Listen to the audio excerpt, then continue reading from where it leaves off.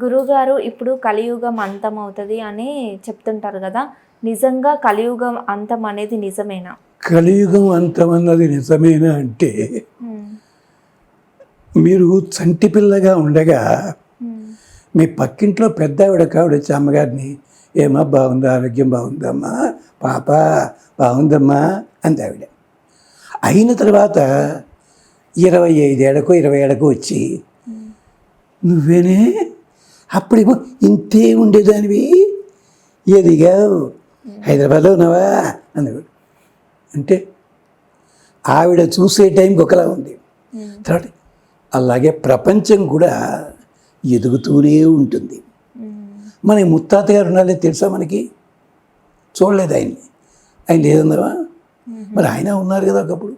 చేత కాలం అన్నది ఎక్కడ ఆగదు, సాగుతుంటుంది. యుగం యుగం అంటే ఒకదానితో ఒకటి కలిసేది అని అర్థం.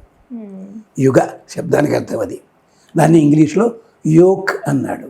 కాడి దాని పేరు యోక్, యోజన చేయునది.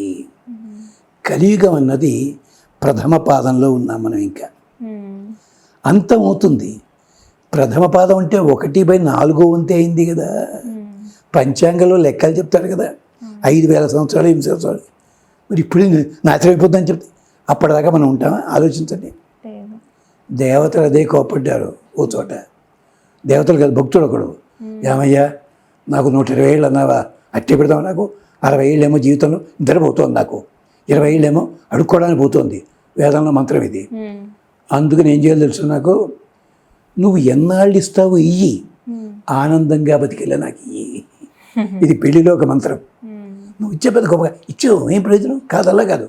ఏ ఎన్నాళ్ళున్నా కూడా ఒక చీమ ఉన్నంతకాలం ఎంత ఆనందంగా బతుకుతుందో అలా నాకు నువ్వు 100 ఏళ్ళ 120 నాకు వద్దు అన్నాడు. ఇలా ఆలోచించండి. అంటే ఒక కాలం అన్నది ఎప్పుడు కూడా నడుస్తూనే ఉంటుంది, అంతమే ఉంటుంది. 24 అవర్స్ సర్వీస్ అని బోర్డు పెట్టాడు అవడం.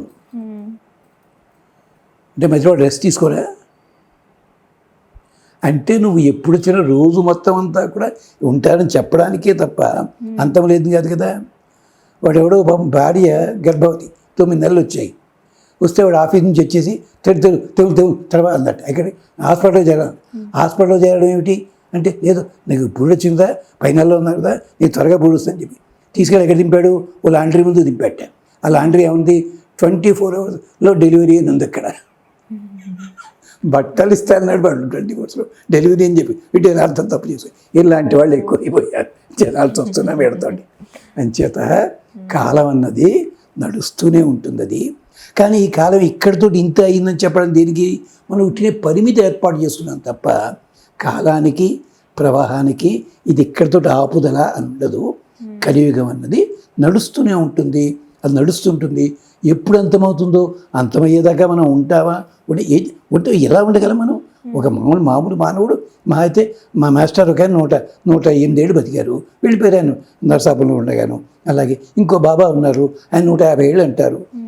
ఉండొచ్చును, కాదనంటారు లేదు. అదనమాట. దానికే వేళాకోళం చేసాడు పద్మపురాణంలో వ్యాసుడు.